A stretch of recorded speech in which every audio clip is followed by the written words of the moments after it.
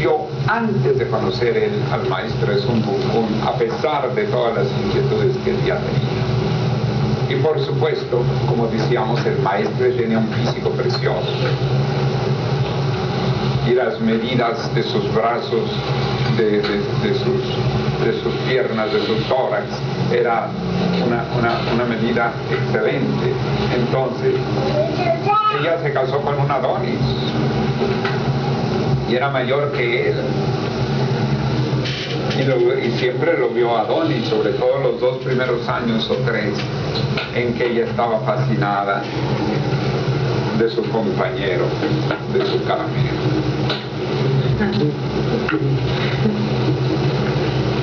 Pero resulta que aparece en escena el maestro Sun, que se conoce que tuvo mucho cuidado con ella, que no le dio ninguna dimensión. Y que cuando hablaba con ella nada más le hablaba de cuentos del Oriente. Y a ella le pareció muy misterioso. Pero entonces él le indicó una serie de claves de teurgia, de otros aspectos, para que él entrara en función de una misión para la cual tenía una encarnación especial. Y ella no vio nada de eso. Lo que le molestaba era que se acercaran las discípulas a él. Se puso celosa, lo expuso a la prensa en Nueva York y no pudiéndole tirar ácido en la cara, después ha tirado por allí un libro que yo traté de impedir que saliera, porque yo tuve oportunidad de tratarla 2 horas y media detenidamente después de haberle enviado una carta en que me enviara las obras que ella tenía del maestro, de los originales. Y entonces quiso ella conocerme para ver a la sede antes de que tomara por mi parte la dirección general. Y me di cuenta de que había un aviso. No le daba importancia ni a la profundidad de su literatura. No le daba importancia a nada. Para ella no existía sino su marido, que ya no la tendría.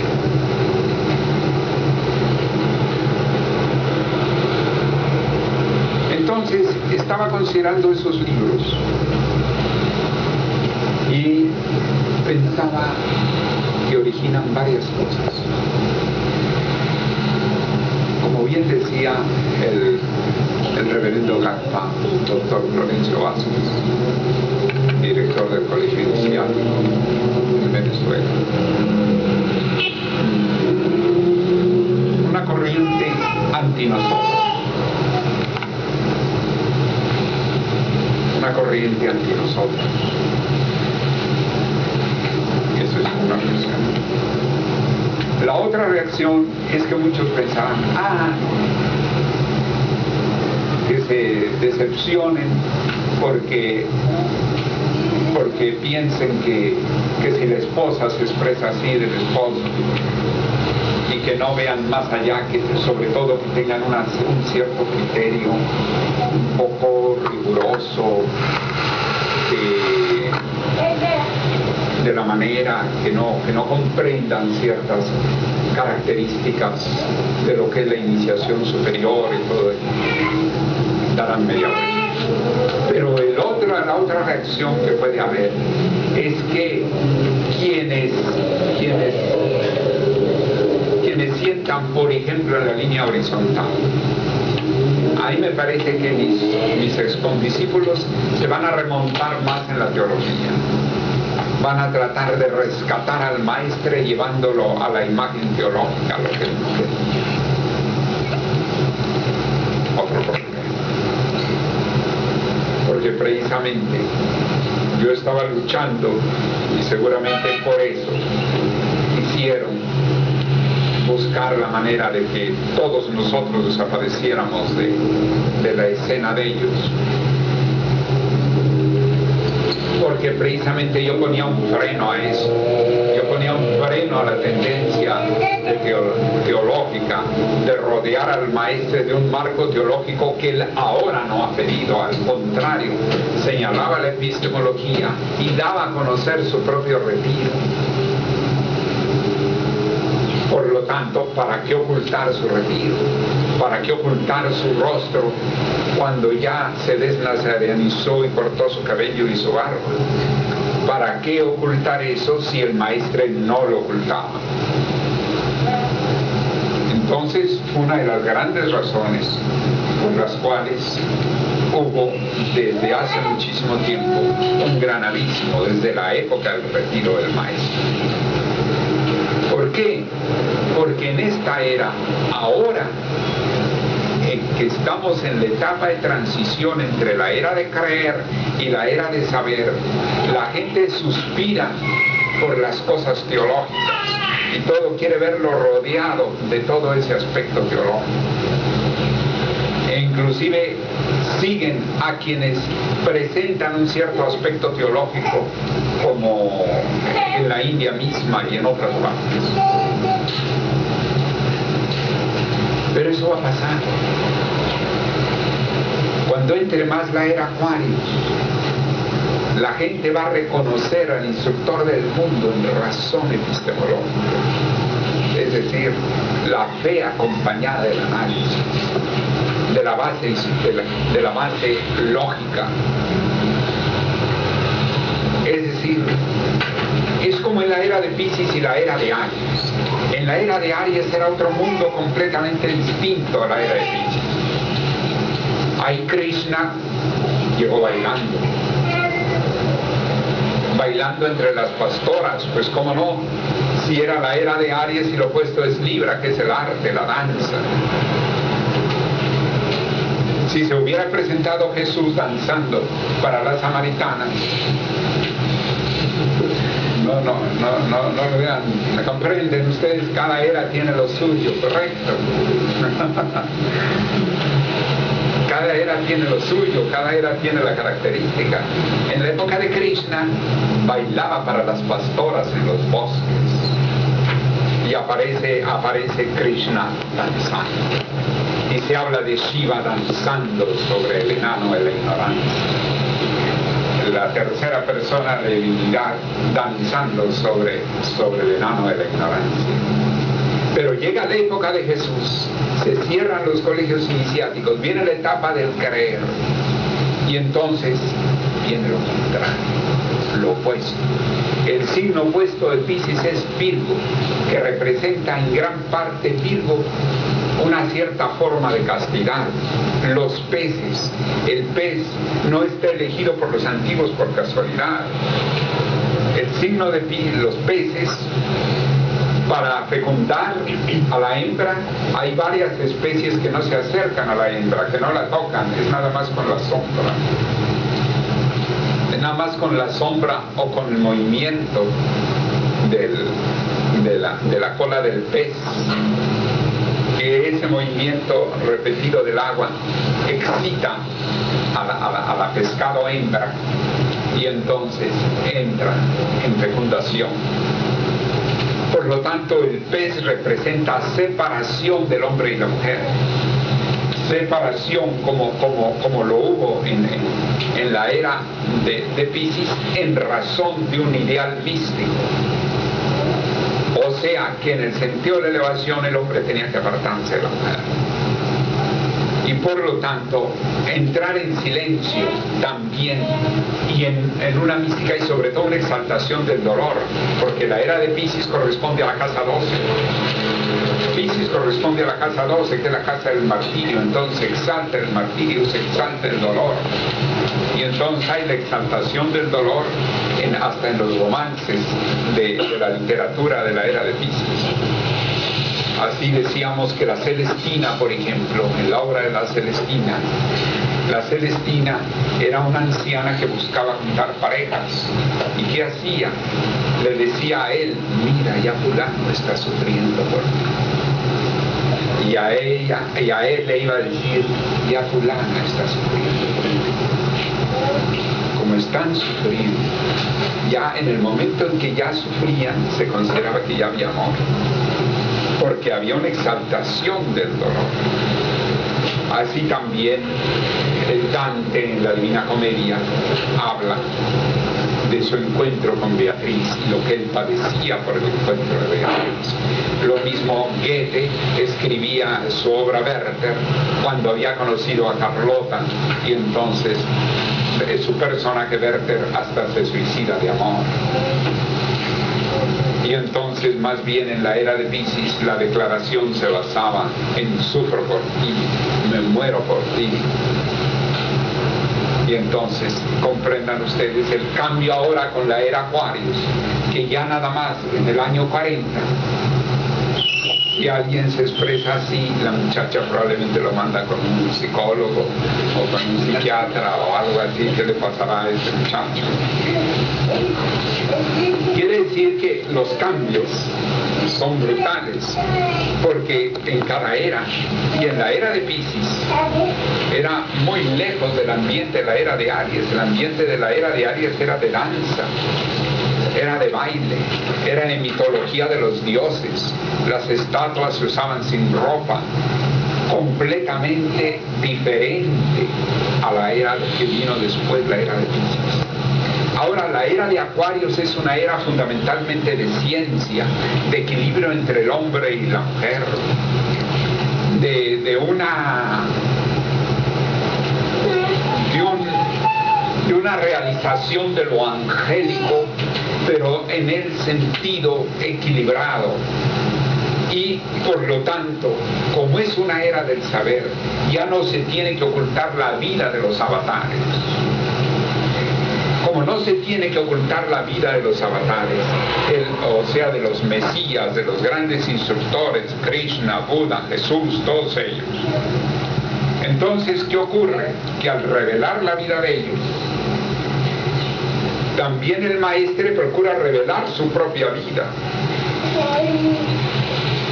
Revela su propia vida, pero también rodeada de aquellos símbolos que permitan el reconocimiento de la enseñanza en la nueva era. Como fue necesario el símbolo de la cruz en la era pasada, como fue necesario el símbolo de Krishna, más bien en las danzas que rodearon los templos.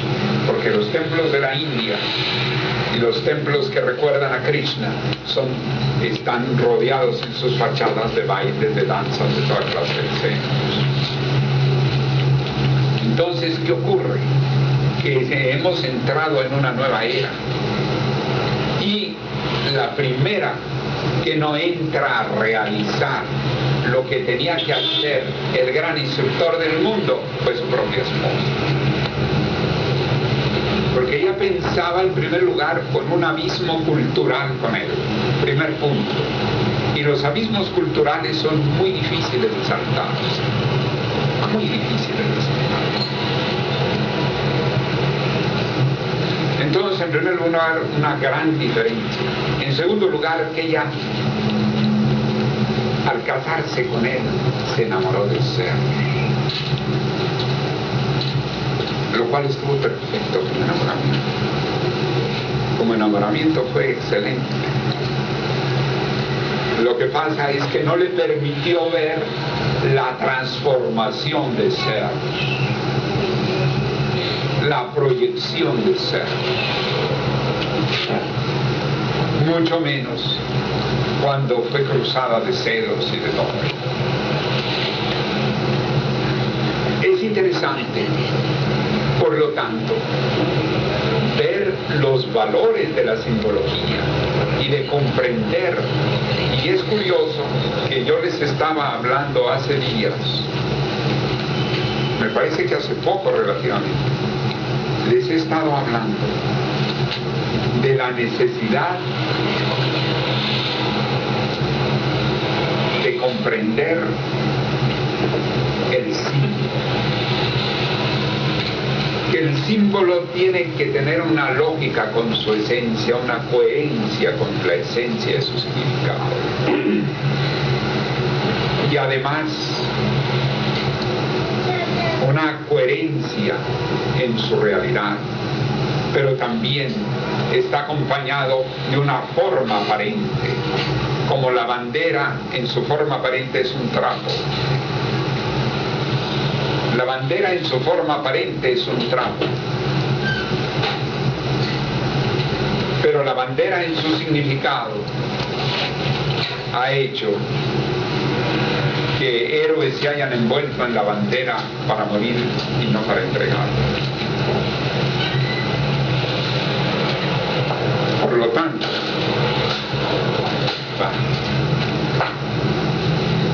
huele como a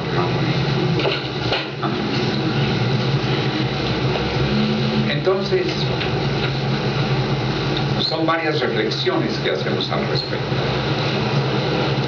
Yo comprendo que esta enseñanza que estoy dando ahora es fuerte, pero yo nunca les he prometido nada fácil.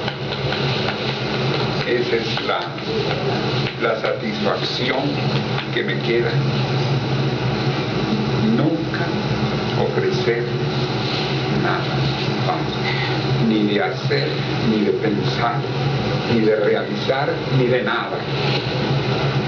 De tal manera que más bien, si ahora en este día estoy tratando de cosas difíciles, ¿cómo es?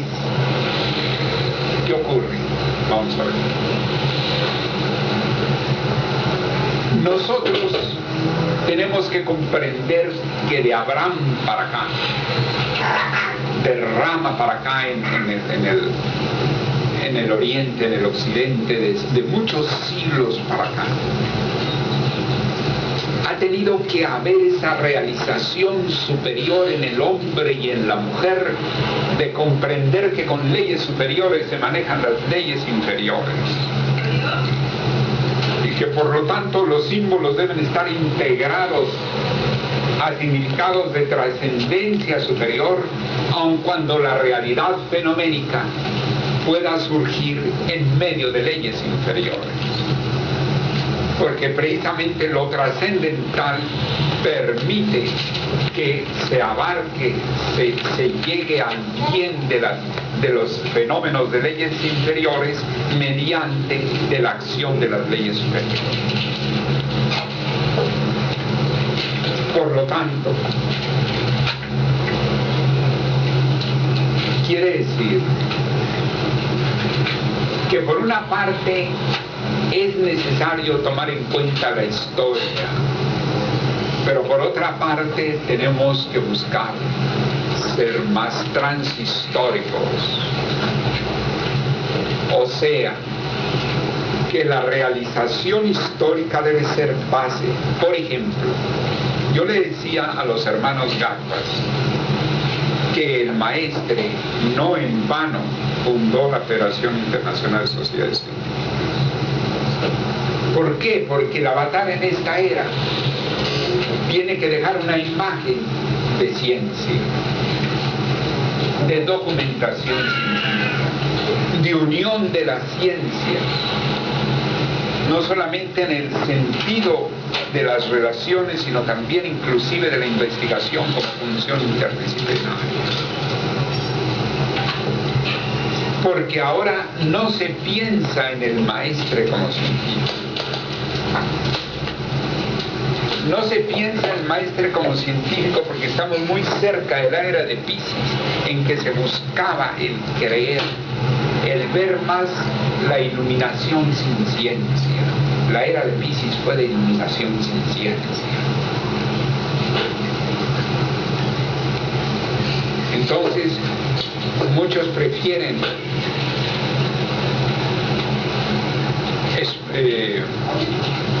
seres espirituales que casi no tengan ciencia. Recuerdo cuando precisamente acababa de recibir el grado de gurú y salí para uno de nuestros países latinos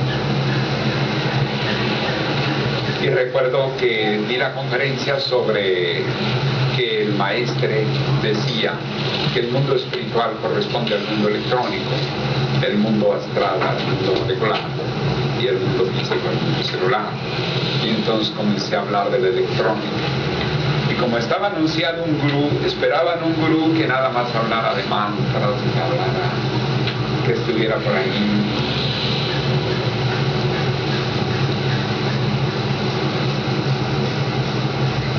Entre una nube y otra.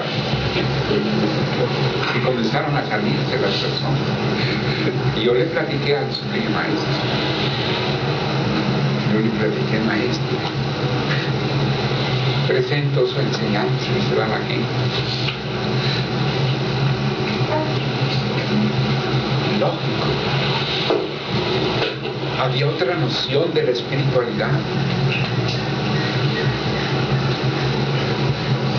Y debe haber pasado así al principio de la era de Piscis. ¿Qué trabajos deben haber tenido los apóstoles para en un mundo de tetrarcas presentar que el iluminador del mundo había venido y lo habían crucificado entre dos ladrones, como decíamos antes? Pero ¿cómo si eso era de lo peor? Y para colmo tampoco había sido.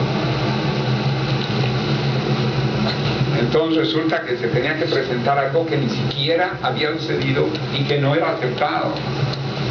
Yo considero a los apóstoles de aquella época.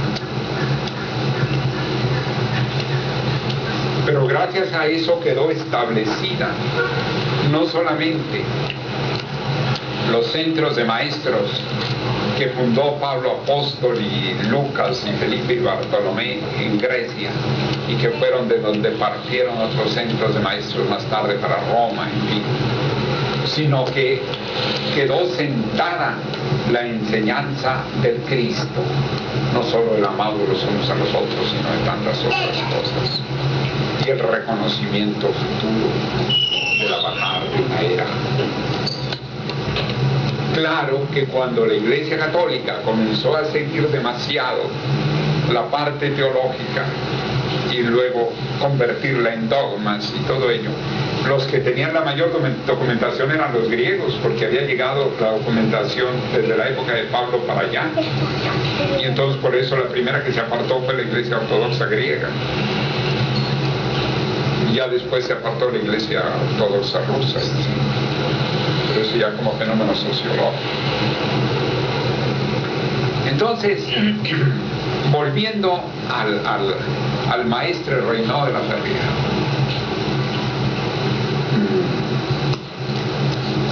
realmente nosotros tenemos un trabajo muy difícil,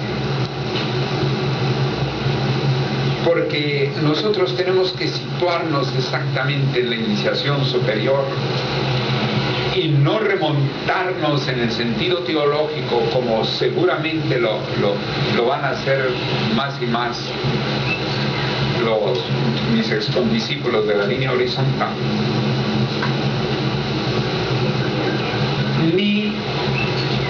ni abandonar tampoco el estudio de la vida de la existencia, para que se comprenda el sendero del hombre, porque si ponemos a Dios tan lejos y al hombre tan lejos de Dios, ¿cuál es el sendero que va a seguir el hombre en cuanto a lo divino?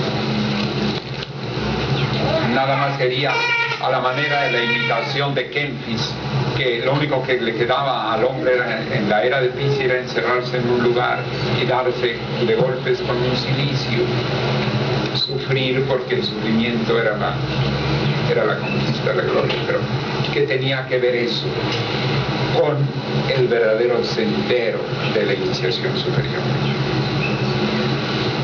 Entonces, el hombre debe conocer, el ser humano tiene el derecho a la verdad en la era Acuarios, y para seguir el sendero tiene que verse la realidad de las cosas. Máxime en la mañana que uno de los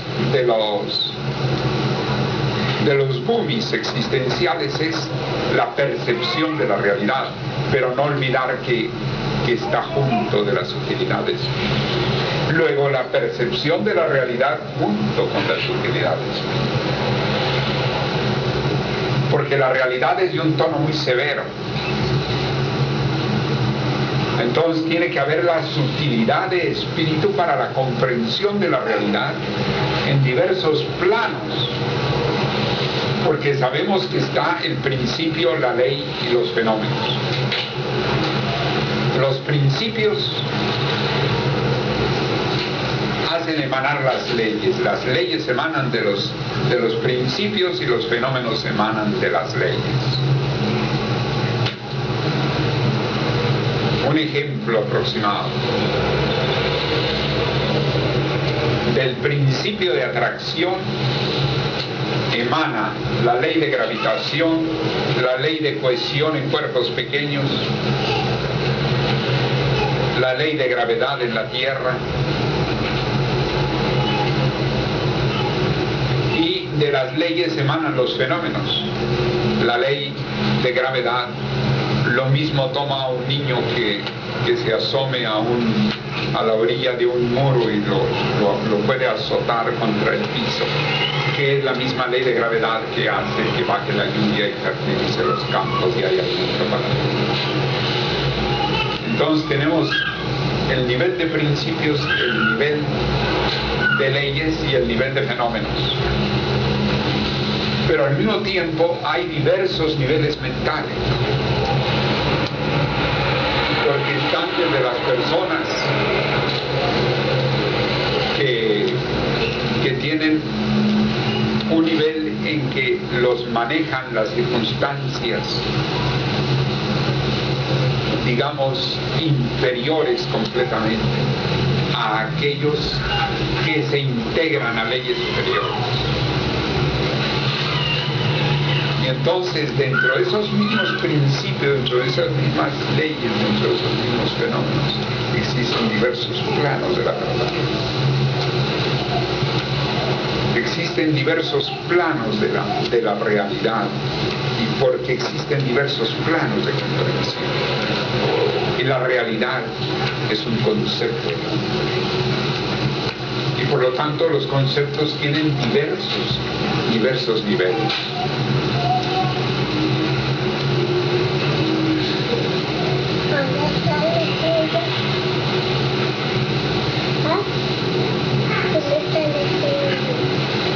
Recuerdo en mis entrevistas con el escritor ya finado Jorge Luis Borges,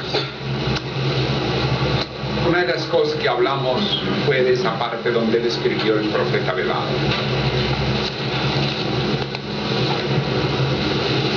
Cuando escribió El Profeta Velado se trataba de un personaje histórico, y él da toda la circunstancia histórica, por supuesto matizándolo de ese genio de escritor que tuvo Jorge Luis Borges. Pero fue la historia de uno de los instructores árabes, que era un leproso.